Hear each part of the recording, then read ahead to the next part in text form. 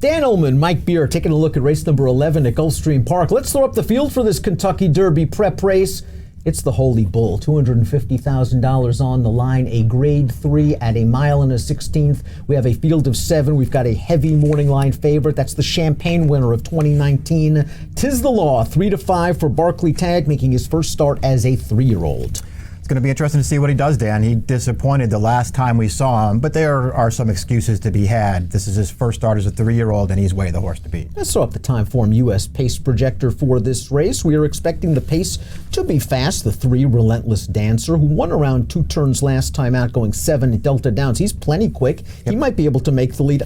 I'm surprised, though, to see Mayberry Deputy, the 7, up there close to the pace as well. Something tells me this may not be a red bar situation. I think it's more tactical of a race. And that's how I looked at it, too. We'll see what happens. I don't know what they're going to do with Mayberry Deputy, who did sprint 2 starts back and was right up there on the pace, but that wasn't the case last time. I do think Timeform US has the right chiclet for Toledo. He's going to be in the right spot there, taking advantage of his inside post position and tracking the early leader. This is a Chad Brown colt who's going to be trying 2 turns for the first time. Beaten favorite last time out, maybe too confidently ridden? I didn't like the ride he got last time, that's for sure. I'm just not sure what the plan was. I guess it was just, you could just say that I read a lot of confidence in him. He was a very heavy favorite. It looked like a race he was probably supposed to win, but I mean, he broke with speed in that race, and Irad just grabbed him and took him back. I think it cost this horse. He has the pedigree to last another 16th of a mile, and again, this advantageous inside post should allow him to save some valuable ground going into the first turn. The 2 is Uncork the Bottle. Is he going to be the next $16,000 maiden claiming winner turned Florida Derby winner turned Kentucky Derby winner? Is that a real maximum question? Security? Well, that's a rhetorical question. Uncork the Bottle is 3 for 3, however, and he scored 2 starts back on dirt. This is him off of the pace. He has some work to do, but he's also 2-5, and he eventually is going to take over from this leader and draw away. Now, he bounced out of this race to actually win a 2-turn race on turf last time out. Listen, it's a big ask for this horse, but this barn's going great guns. Yeah, it's hard to argue with the job this trainer's doing right now.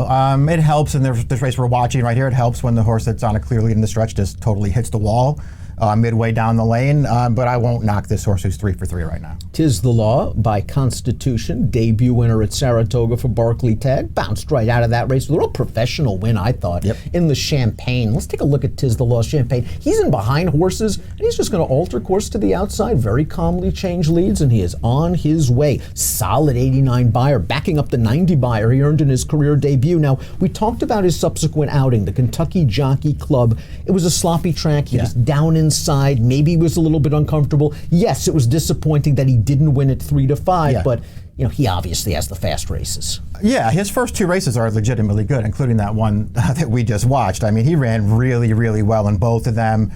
I was disappointed in his race last time, and I get it. It was his first time around 2 turns, the first time they shipped him, and it was a sloppy track, which he just doesn't have to really like.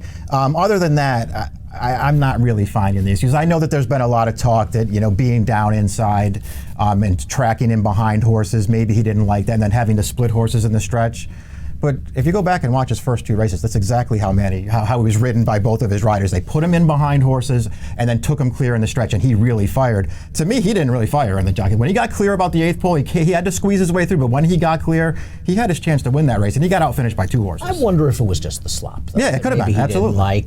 He's obviously faced the best competition. He finished ahead of Enforceable in that Kentucky Jockey Club. That horse came back to win the Lecomte, a graded stake at the Fairgrounds with an 89 buyer, and he's simply the horse to beat. You're taking a short price, though, on a horse coming off of a little bit of a layoff. Ete Indienne, that was a pretty sparkling stretch run he put in his career debut on turf, going 5 furlongs. I mean, he came from left field to win that race. They ran him on dirt last time out. Let's watch that effort, and they put him on the front, so it's nice to know he's versatile. That is Toledo behind him in second. Ete Indienne on his left lead all the way through the stretch. Toledo's going to sort of angle inside this drifting winner, but Ete Indienne got it done, and now we'll see if he can handle 2 turns and maybe a little bit more pace. Hey, it's nice to know that he can handle the main track here and that he ran, a solid figure for the win as well. Now he's got some other things working against him. It feels like he's probably not making the lead this time.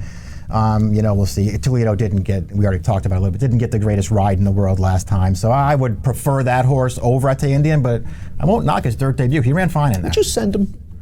I don't know if I would. I mean, I would certainly try to get forward in this race, but I don't know if I would go and do an all-out drive if Relentless Dancer wants to lead, because Relentless Dancer looks like he's pretty fast. Clear Destination, a stretch-out sprinter, has also shown a little bit of speed in his career. Let's go back to his most recent race, an upset win at Woodbine, where he prompted the pace, took over, opened up, and he beats a decent horse. Elusive Knight, the runner-up, came back to finish second in the Display Stakes with an 82 Beyer speed figure. This horse is hardy. He has a lot of experience, 9 starts as a 2-year-old, and a little bit of speed. He looked good winning this race too. He won this race very easily. It was an impressive win. If he, can he transfer it to dirt in around 2 turns? I don't know. There are a lot of questions.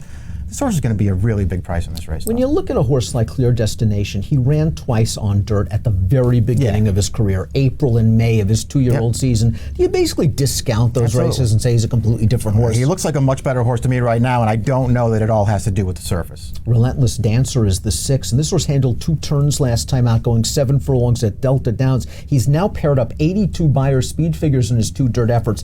He just destroys this field, and we don't know what he's being in Louisiana Legacy Stakes for state breds, but he's a pretty well-bred Louisiana bred by midshipmen, and he can get forward. He's working well for Michael Maker. That barn is on fire. Yeah, he aired in that race we just watched. Going back to his race 2 back 2, the dirt debut, he ran really, really well that day. He was contesting the pace the entire way. He put that whole field away, and the horse that came in dead heated with him got a perfect trip and just got there. I mean, this horse has run well in both of his dirt starts. I think he's pretty dangerous in here. I liked what we saw from Mayberry Deputy last time out for trainer Kenny McPeak, stretching out to a 1-turn mile. Let's watch that race. He's kind of in behind horses here. He's going to split. He did get the hole, but I like how he finished it off. This is a pretty professional 2-year-old squeezing his way in between horses to win. The 6th place finisher came back to earn a 77 Beyer speed figure, went second in a maiden special. Obviously a step up in class. Timeform US believes he has the pace figures to be closer to the pace.